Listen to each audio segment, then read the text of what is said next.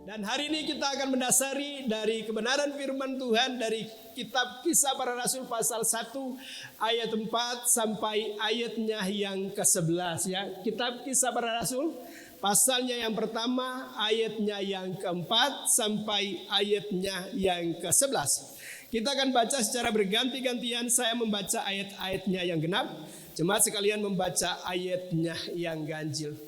Ayatnya yang keempat, pada suatu hari ketika ia makan bersama-sama dengan mereka, ia melarang mereka meninggalkan Yerusalem dan menyuruh mereka tinggal di situ menantikan janji Bapa yang demikian katanya, telah kamu dengar daripadaku. Silakan ayat 5.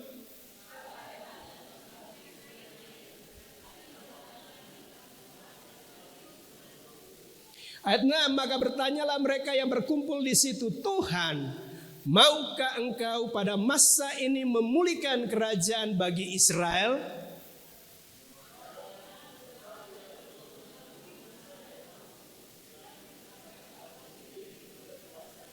Ayat 8, tetapi kamu akan menerima kuasa kalau Roh Kudus turun ke atas kamu.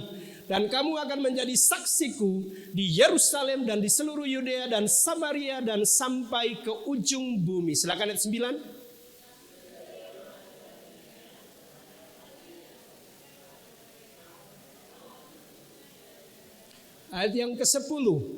Ketika mereka sedang menatap ke langit waktu ia naik itu, tiba-tiba berdirilah dua orang yang berpakaian putih dekat mereka. Ayat 11 silakan.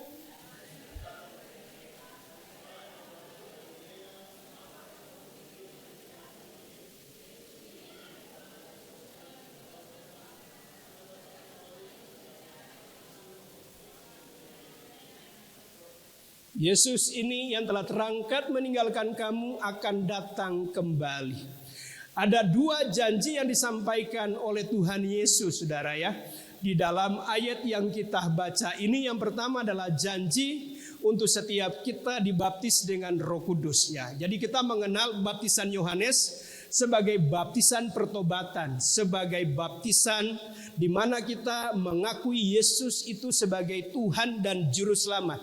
Ketika kita bertobat, maka kita dibaptis dengan baptisan Yohanes, baptisan pertobatan dengan diselam, saudara ya.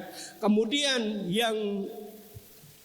yang berikutnya adalah baptisan Roh Kudus, merupakan janji yang disampaikan oleh Tuhan. Sehingga begitu pentingnya janji itu, maka Tuhan Yesus melarang mereka untuk meninggalkan Yerusalem ya. Jadi dia melarang para muridnya supaya tidak meninggalkan Yerusalem, tetapi menanti sampai mereka mengalami baptisan Roh Kudus. Jadi saya mendorong untuk setiap kita di tempat ini, saudara ya, yang belum mengalami baptisan Roh Kudus, untuk meminta supaya kita boleh mengalami baptisan Roh Kudus. Karena itu merupakan janji buat kita semua. Amin, saudara. Dan nanti saya akan khotbah lebih dalam lagi tentang baptisan Roh Kudus ini 10 hari dari sekarang, pada saat hari Pentakosta tanggal 8 Juni nanti. Kemudian janji yang kedua yang disampaikan oleh Yesus, yang kemudian ditegaskan kembali oleh dua orang yang berpakaian putih ini. Yesus yang terangkat ya, naik ke surga, dia akan datang kembali. So tema kita pada hari ini adalah aku akan kembali. Coba katakan kiri kanan, Yesus akan kembali. Ya, next. Foto berikut ini adalah foto dari seorang jenderal bintang 5 Amerika. Namanya adalah Jenderal Douglas MacArthur. Beliau ini adalah pimpinan angkatan bersenjata untuk kawasan Pasifik Barat yang berkedudukan di Manila, Filipina. Saat tentara Jepang membombardir pelabuhan Mutiara yang merupakan pangkalan Amerika di Hawaii, maka jenderal ini telah diperingatkan bahwa mereka harus bersiap mengantisipasi serangan dari Jepang ke arah selatan dari Jepang. Kita tahu ya, setelah itu Jepang menyerang. Dia menggunakan semboyan Jepang pemimpin Asia, Jepang pelindung Asia, Jepang cahaya Asia. Masih ingat saudara ya? Dan itu tidak lama setelah tanggal 7 Desember 1941. Maka tanggal 8 Desembernya pasukan daripada Kekaisaran Jepang menyerang Filipina. Dan itu memaksa saudara, Jenderal Douglasnya harus meninggalkan kota Manila dan bergerak ke arah selatan di sebuah wilayah yang disebut sebagai Pataan. Dan oleh Presiden Amerika saudara ya, Roosevelt memberikan perintah supaya Jenderal Douglas MacArthur ini mengungsi atau meninggalkan Filipina dan harus lari ke Australia saudara. Karena Presiden Amerika tidak mau jenderal yang karismatik ini tertawan saudara. Itu sebabnya Jenderal Douglas MacArthur ini bisa di sekitaran bulan Maret atau April tiba di Australia di tahun 42 saudara. Dan setelah tiba di Australia, dia menyampaikan sebuah janji yang ikonik saudara. Aku akan kembali. Dia mau kembali kemana? Kembali ke Filipina. Dan janji itu yang didengungkan terus saudara. Sehingga membangkitkan semangat pertempuran daripada tentara Amerika. Dan memberikan pengharapan kepada tentara Amerika yang masih di Filipina. Dan apa yang terjadi? Kurang lebih 2 tahun saudara ya. Maka Jenderal Douglas MacArthur bisa kembali menginjakkan kakinya di pantai Pulau Leyte di Filipina pada 20 Oktober 1944. Dia bukan hanya menggenapi janjinya, tapi Amerika kemudian memenangkan pertempuran Perang Dunia Kedua dan Jenderal MacArthur inilah yang menjadi perwakilan Amerika saat penyerahan tanpa syarat Kekaisaran Jepang atas Amerika di atas kapal USS Missouri yang berlabuh di Teluk Tokyo. Kita lihat saudara bahwa Jenderal MacArthur bisa menggenapi janjinya, aku akan kembali. Dan dia seorang manusia yang punya keterbatasan. Tuhan kita adalah Tuhan yang Maha Kuasa. Ketika dia berjanji, aku akan kembali, pasti dia akan genapi. Amin saudara. Nah, apa pentingnya Tuhan Yesus mau kembali saudara? Ini menjadi pertanyaan. Kenapa Tuhan mau datang saudara? Alasannya adalah di dalam Injil Yohanes. Dibuka ya, Injil Yohanes pasal 14 ayat 3 dikatakan begini. Dan apabila aku telah pergi ke situ dan telah menyediakan tempat bagimu, aku akan datang kembali dan membawa kamu ke tempatku, supaya di tempat di mana aku berada, kamu pun berada. Ini janji yang indah sekali saudara. Aku akan pergi saudara ya, untuk menyediakan tempat. Jadi begitu tempatnya sudah tersedia, dia mau datang. Tujuannya untuk membawa kita supaya kita berada bersama-sama dengan Tuhan. Supaya di mana aku berada, kamu pun berada. Amin saudara.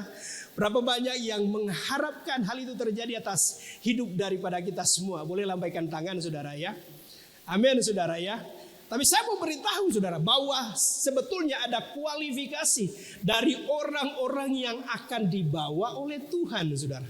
Karena ada bagian daripada Alkitab berkata ada 2 orang yang ada di ladang. 1 diangkat, 1 ketinggalan. Ada 2 orang lagi menghadapi batu kilangan. 1 diangkat, 1 ketinggalan. Dan jadi ada kualifikasi daripada orang-orang yang akan dibawa. Dan kita akan pelajari bersama-sama saudara ya.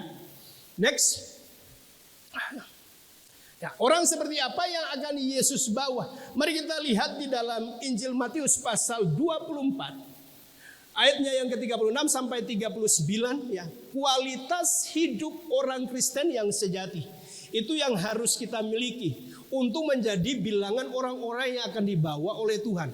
Perhatikan bahwa Injil Matius 24 dan 25 ini merupakan khotbah Tuhan Yesus tentang akhir zaman dan bicara tentang kedatangannya. Dia bicara tentang beberapa perumpamaan saudara. Mari kita akan lihat Matius 24 ayat 36 sampai 39. Tetapi tentang hari dan saat itu, mengenai kedatangannya ini ya, tidak seorang pun yang tahu, malaikat-malaikat di surga tidak dan anak pun tidak, hanya Bapa sendiri. Sebab sebagaimana halnya pada zaman Nuh, demikian pula halnya kelak pada kedatangan Anak Manusia. 38. Sebab sebagaimana mereka pada zaman sebelum air bah itu makan dan minum, kawin dan mengawinkan, sampai kepada hari Nuh masuk ke dalam bahtera, dan mereka tidak tahu akan sesuatu sebelum air bah itu datang dan melenyapkan mereka semua. Demikian pula lah halnya kelak pada kedatangan Anak Manusia. Jadi Tuhan Yesus di dalam pengajarannya tentang akhir zaman dan tentang kedatangannya mengaitkan dengan peristiwa yang terjadi di masa lampau. Peristiwa yang terjadi di kitab Kejadian tentang zaman Nuh. Di mana di zaman Nuh, saudara, hanya 8 orang yang diselamatkan. Selebihnya, saudara, dibinasakan. Nah, 8 orang itu Nuh sendiri, kemudian istri daripada Nuh, ya. Kemudian Sem, Ham, dan Yafet, saudara, bersama dengan ketiga istri daripada anak-anak Nuh. Hanya 8 orang, selebihnya dibinasakan. Nah, kenapa yang lainnya dibinasakan dan kenapa hanya Nuh bersama keluarganya yang diselamatkan melalui bahtera itu? Kita lihat kualitas kehidupan daripada Nuh yang tidak didapati di zaman ketika Nuh itu hidup. Di dalam Kejadian pasalnya yang ke-6 ayat 8 sampai 9 dikatakan begini. Tetapi Nuh mendapat kasih karunia. Nah, ini indah sekali, saudara. Nuh mendapat anugerah. Nuh mendapat kasih karunia di mata Tuhan. Kenapa Nuh mendapat kasih karunia? Karena kualitas hidup daripada dia. Di dalam ayat 9, inilah riwayat Nuh. Nuh adalah seorang yang benar dan tidak bercela di antara orang-orang sezamannya. Dan Nuh itu hidup bergaul dengan Allah. Pastikan setiap kita memiliki 3 kualitas hidup rohani ini, saudara. Yang pertama adalah seorang yang benar. Yang kedua adalah tidak bercelah. Dan yang ketiga adalah hidup bergaul dengan Allah. Mari kita akan kupas satu demi satu. Yang pertama adalah Nuh, seorang yang benar. Seorang yang benar. Roma 3:23 sampai 24 dikatakan begini. Karena semua orang telah berbuat dosa dan telah kehilangan kemuliaan Allah. Dari ayat ini berarti tidak ada orang benar, saudara. Dari ayat ini semua manusia berdosa. Dari ayat ini, saudara, semua orang telah kehilangan kemuliaan. Tapi perhatikan di ayatnya yang ke-24. Dan oleh kasih karunia telah dibenarkan dengan cuma-cuma karena penebusan dalam Kristus Yesus. Setiap kita telah berbuat dosa dan kehilangan kemuliaan. Tapi ada anugerah, ada kasih karunia membuat dosa kita itu ditimpakan kepada Kristus sehingga kita dibenarkan. Jadi kita bukan orang benar, tapi yang tepat adalah orang yang dibenarkan karena siapa? Karena Kristus, saudara. Amin, saudara. Yang harus kita lakukan adalah percaya Yesus sebagai Tuhan dan Juru Selamat kita. Di dalam Roma dikatakan harus mengaku dengan mulut kita, percaya di dalam hati. Yesus itu Tuhan, Yesus itu Juru Selamat. Menerima dia sebagai Tuhan dan Juru Selamat secara pribadi. Itu yang harus kita lakukan. Maka kita akan diperhitungkan sebagai orang-orang yang dibenarkan. Kita diperhitungkan sebagai orang yang mendapat kasih karunia. Amin, saudara. Saya pikir bahwa bagian ini kita memenuhi kriteria, saudara, kualifikasi, ya, kualitas sebagai orang yang dibenarkan. Di dalam 2 Korintus 5:21, dia yang tidak mengenal dosa telah dibuatnya menjadi dosa karena kita, supaya di dalam dia, di dalam Yesus, kita dibenarkan oleh Allah. Amin, saudara, ya. Jadi kita boleh melewati, ya, untuk kualitas kehidupan rohani yang poin 1 ini. Kita lihat yang kedua, saudara. Yang kedua, tidak bercela. Efesus 5:27. Supaya dengan demikian, perhatikan ayat ini, ya. Ia, yaitu Yesus, menempatkan jemaat di hadapan dirinya dengan cemerlang, tanpa cacat atau kerut atau yang serupa itu, tetapi supaya jemaat kudus dan tidak bercela. Jadi kualitas kedua seperti kehidupan daripada Nuh, Yesus mau hidup kita itu tidak bercela, saudara. Amin, saudara. Hidup kita itu harus hidup yang benar dan hidup yang tidak beraib, tidak bernoda. Kata aslinya, saudara, dari bercela. Bercela itu dari kata amomos, artinya aib, artinya adalah noda, artinya adalah arang yang ditaruh di wajah kita atau di muka kita, saudara, ya. Dan bagaimana caranya untuk menghilangkan aib, noda atau seperti arang di muka kita. Di dalam ayat 26 ya, sebelum ayat 27 di ayat 26-nya dijelaskan begini. Untuk menguduskannya. Jadi siapa yang menguduskan? Yesus, saudara. Sesudah ia menyucikannya dengan memandikannya dengan air dan firman. Anda garis bawahi kata air dan firman. Jadi firman itu akan menyucikan hidup kita, saudara. Firman itu akan membuat kita menjadi kudus. Firman itu akan membuat hidup kita tidak bercelah. Itu sebabnya yuk mari setiap kita itu harus benar-benar memiliki kehidupan yang membaca firman Tuhan, saudara. Amin, saudara. Setiap hari kita membaca firman, karena firman itu akan membuat hidup kita itu dibersihkan, dikuduskan, tidak beraib, tidak bercela, tidak bernoda. Gambar berikut ini, ya, next. Namanya adalah Pendeta Kam Yusuf Roni. Beliau adalah seorang yang sebelumnya tidak percaya kepada Tuhan, sebelum menyerahkan dirinya untuk percaya dan menjadi seorang pendeta. Dia adalah seorang yang bahkan mau membakar gereja. Dia adalah orang yang keinginannya mau menganiaya orang Kristen, saudara. Ya. Dan dia itu punya satu tujuan, saudara. Mau membaca Alkitab, bukan untuk mendapatkan kebenaran, saudara. Ya. Jadi bukan untuk mendapatkan kebenaran dia membaca Alkitab.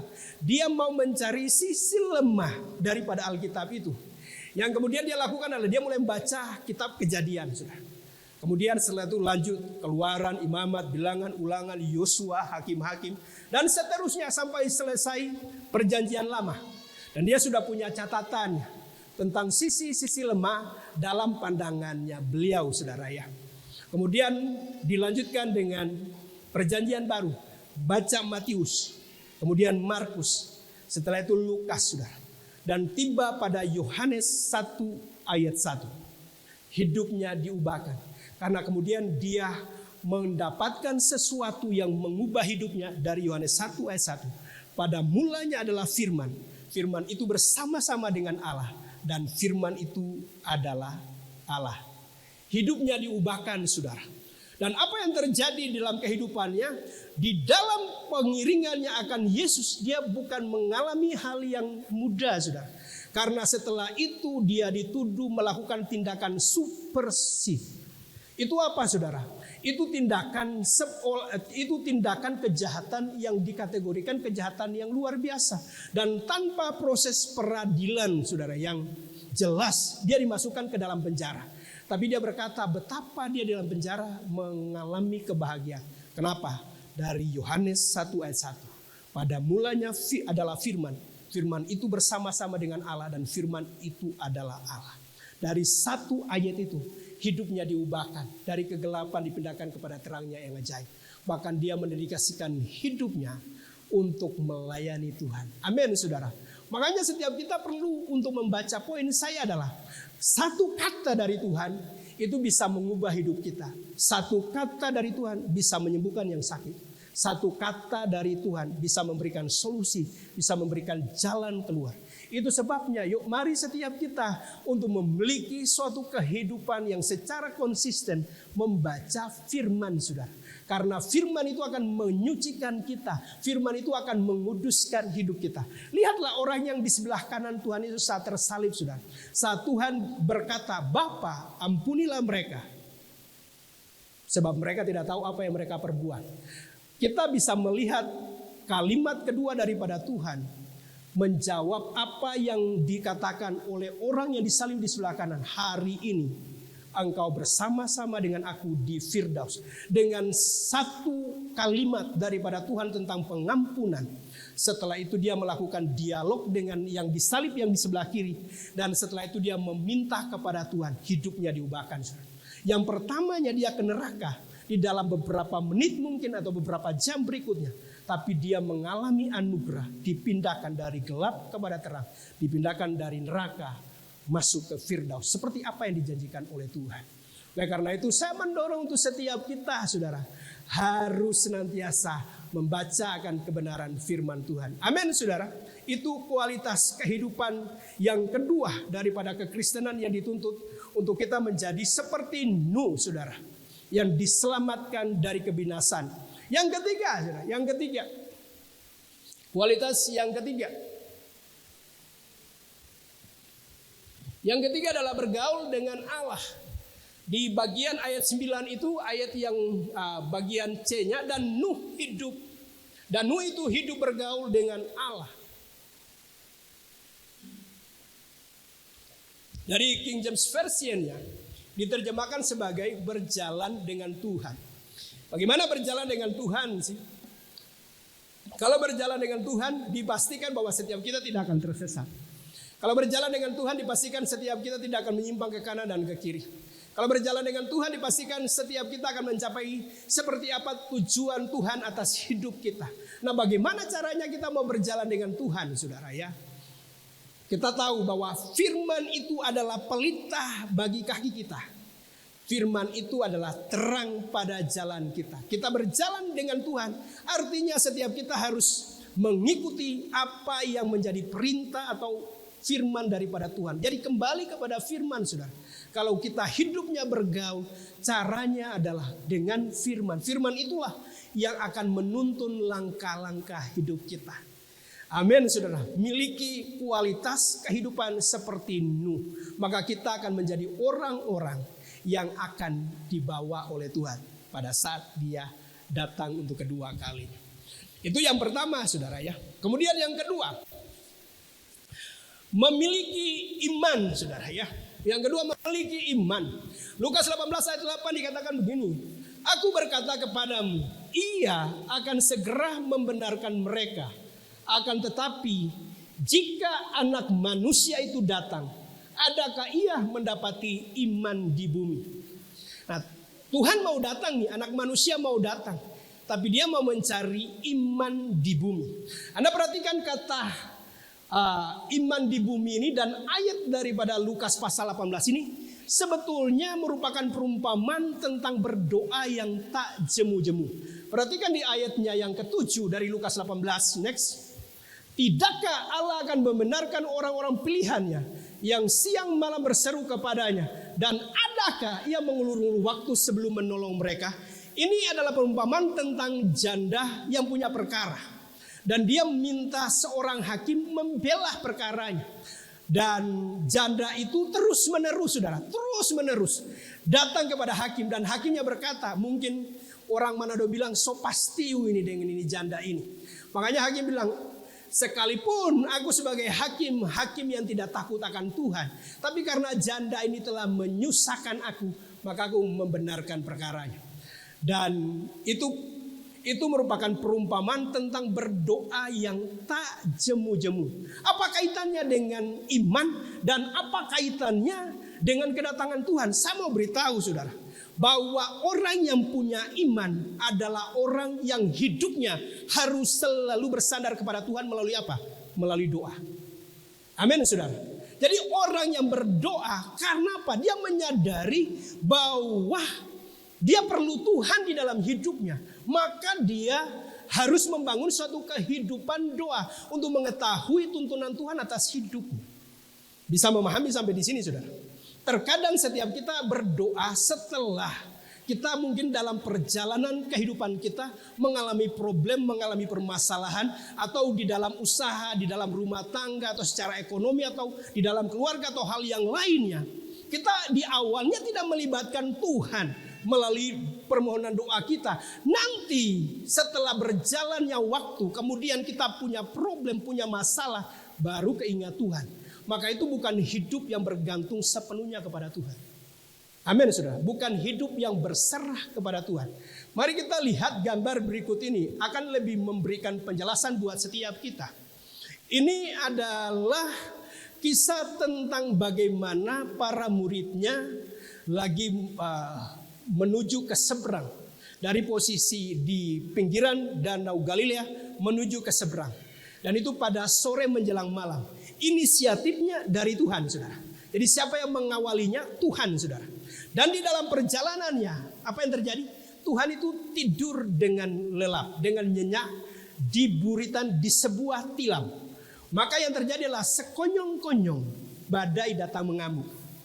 Kita lihat ya bahwa murid daripada Tuhan beberapa punya latar belakang sebagai nelayan.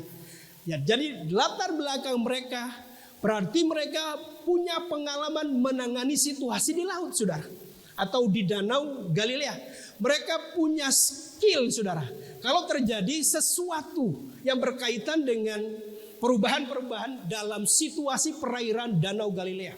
Jadi berdasarkan pengalaman mereka, berdasarkan kepada skill mereka, mereka ambil alih pimpinan di dalam perjalanan perahu itu. Dan sekonyong-konyong, saudara, sekonyong-konyong badai datang mengamuk. Air masuk, saudara. Kalau tidak ada alkon, air terus masuk, apa yang terjadi? Kapalnya tenggelam. Dan apa yang dilakukan oleh murid, baru mereka bukan hanya berdoa yang biasa, berteriak, Tuhan, tolong, apakah Engkau membiarkan kita akan binasa, saudara? Nah, mari kita lihat apa yang dilakukan oleh Tuhan Yesus di dalam ayat Matius, saudara. Coba dibuka Matius atau Markus, next. Markus 4 ayat 39-40. Ia pun bangun, menghentikan angin itu dan berkata kepada danau itu, diam, tenanglah. Lalu angin itu reda dan danau itu menjadi teduh sekali. Perhatikan ayat 40-nya. Lalu ia berkata kepada mereka, mengapa kamu begitu takut? Mengapa kamu tidak percaya? King James Version berkata, mengapa kamu tidak punya iman, saudara? Perhatikan di sini, kaitannya dengan apa? Doa, saudara. Jadi para murid itu merasa punya pengalaman, merasa punya skill, sepertinya tanda petik seolah-olah tidak butuh Tuhan, padahal Tuhan ada di situ. Jadi Tuhan yang memimpin, mengawali perjalanan itu, saudara. Ya, Tuhannya kemudian tidur, saudara. Yesus tidur. Dan itu tidur dengan pulas. Dan saat ketika macet, saudara, saat ketika punya problem, baru berdoa. Itu artinya apa? Terkadang kita melakukan hal yang seperti itu. Kita punya pengalaman, kita punya keahlian. Sepertinya kalau misalkan, saudara, membangun usaha ini, ya saya punya pengalaman, saudara, untuk hal itu. Nah, saat ketika mengalami problem, baru kita keingat Tuhan. Maka saya mau berkata, orang yang seperti itu adalah orang yang dalam tanda petik hanya memanfaatkan Tuhan. Harusnya, saudara, sebelum memulai segala sesuatu, yuk libatkan Tuhan, saudara. Amin, saudara. Di dalam setiap sisi area kehidupan kita, perlunya untuk kita itu berdoa, karena doa itu merupakan tanda kita itu mau bergantung sepenuhnya kepada Tuhan. Dan itu letaknya iman. Artinya kita ini menyerahkan sepenuhnya, mendedikasikan kehidupan kita, apa yang Tuhan akan mau rencanakan, yuk kita lakukan. Amin, saudara. Nah, kalau kemudian kita sebagai keluarga, sebagai pribadi yang tidak mengawali segala sesuatunya di dalam kehidupan doa, maka bisa terjadi seperti kisah daripada murid itu saat mereka mengalami badai taufan di dalam kehidupan. Untungnya memang Tuhan mau menghardik supaya angin itu menjadi tenang kembali. Jadi Tuhan mau supaya setiap kita ini saat kedatangannya punya iman. Dan iman itu dapat kita lihat dengan cara kita menjalani hidup di dalam penyerahan sepenuhnya melalui doa-doa kita.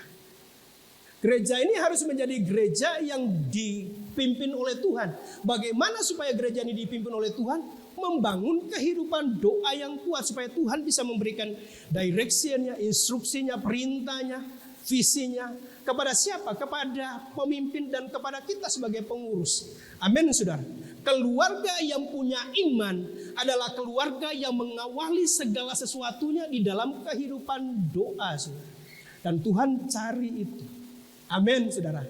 Itu kualitas yang kedua, harus miliki iman. Amin. Kemudian yang berikutnya, saudara, yang ketiga.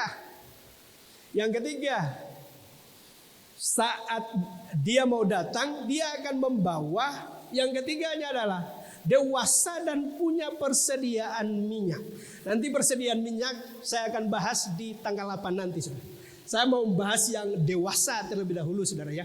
Matius 25 ayat 2-6. Sekali lagi ya, pasal 24 dan 25 dari Injil Matius tentang khotbah akhir zaman. 5 diantaranya bodoh dan 5 bijaksana. Gadis-gadis yang bodoh itu membawa pelitanya tetapi tidak membawa minyak. Sedangkan gadis-gadis yang bijaksana itu membawa pelitanya dan juga minyak dalam buli-buli mereka. Tetapi karena mempelai itu lama tidak datang-datang juga. Anda perhatikan bahwa khotbah tentang kedatangan Tuhan ini sudah lama disampaikan, sudah. Belum datang-datang juga, saudara Tuhan ya. Lama tidak datang-datang juga, mengantuklah mereka semua lalu tertidur. Perhatikan, yang bijaksana sama yang bodoh sama-sama tertidur, saudara ya. Sama-sama tertidur, sama-sama mengantuk. Waktu tengah malam terdengarlah suara orang berseru, mempelai datang, song-songlah dia. Ini perumpamaannya, dia ambil perumpamaan tentang gadis. Yang namanya gadis itu berarti kategorinya dewasa. Amin, saudara. Kalau seorang gadis itu akan ada tanda-tanda fisiknya, saudara ya. Jadi perubahan kalau seorang perempuan dari anak-anak menjadi remaja menjadi dewasa akan ada perubahan di dalam bentuk tubuhnya, saudara. Tapi lebih daripada itu, tanda seorang gadis adalah ada tamu bulanan, saudara ya. Jadi itu menunjukkan kedewasaan. Karena yang Tuhan mau datang sebagai mempelai laki-laki, tentunya dia kalau mempelai laki-laki kan untuk menjemput mempelai wanitanya, wanita yang dewasa, bukan, saudara? Bukan yang kategori anak. Dan saya berdoa demi anugerah Tuhan, jemaat ini adalah jemaat yang dewasa. Kalau gadis itu punya tanda secara fisik, saudara, maka bagaimana menilai jemaat itu jemaat yang dewasa? Dilihat dari mana? Dari buah, saudara. Jadi bukan dengan gelar PDM, PDP, PDT. Tidak dilihat dari situ, saudara. Dan bukan dilihat juga dengan aktivitas kehidupan rohani, saudara. Tapi dilihat dari mana? Dari buah, saudara. Katakan buah. Dari buah. Kalau kita lihat pohon, saudara ya. Kalau pohon mulai dari benihnya terus tumbuh, terus tumbuh, terus tumbuh. Kapan ketika pohon itu menjadi pohon yang besar dan dewasa? Kalau dia menghasilkan buah. Dan perhatikan, saudara, bahwa buah itu tidak pernah dinikmati oleh pohon itu. Buah itu dinikmati oleh orang-orang sekelilingnya, saudara. Dan demikian kehidupan orang yang dewasa, orang Kristen yang dewasa adalah bahwa dia bisa menjadi garam, menjadi terang, menjadi berkat bagi orang lain. Dan itu berarti apa, saudara? Tidak egois, saudara. Sepanjang kita masih memiliki segala sesuatunya untukku dan untukku, saudara, maka kita belum mengalami kedewasaan rohani. Jadi kalau kita mengedepankan sisi ego, berarti belum sampai ke level menghasilkan buah yang menjadi berkat buat orang lain. Amin, saudara. Saya berdoa demi anugerah Tuhan, kita memiliki kualifikasi kehidupan seperti Nuh, yang hidupnya adalah sebagai orang yang benar. Kita menjadi orang yang dibenarkan oleh Kristus. Kita menjadi orang yang tidak bercelah, dengan selalu dikuduskan dan disucikan melalui air dan firman. Dan kita adalah orang yang bergaul dengan Tuhan. Artinya berjalan bersama dengan Tuhan melalui tuntunannya di dalam firman. Amin, saudara ya. Kemudian kita harus memiliki iman, saudara. Kualitas yang kedua, yaitu hidup kita yang berserah bergantung melalui kehidupan doa. Saya mendorong dalam setiap hal apapun, kita selalu memulainya bersama dengan Tuhan. Minta petunjuk daripada Tuhan, minta tuntunan, dan kita mengikuti. Bukan kemudian planning kita paksakan kepada Tuhan. Karena itu bukan berarti kita adalah orang-orang yang memiliki iman, saudara. Karena Tuhan mau ketika datang dia cari iman di bumi. Dan yang ketiga, kita memiliki kedewasaan dan memiliki persediaan minyak. Untuk minyak ini nanti kita akan bahas pada hari Minggu tanggal 8 Juni nanti. Amin, saudara. Amin. Mari kita siapkan kehidupan kita untuk masuk dalam perjamuan kudus.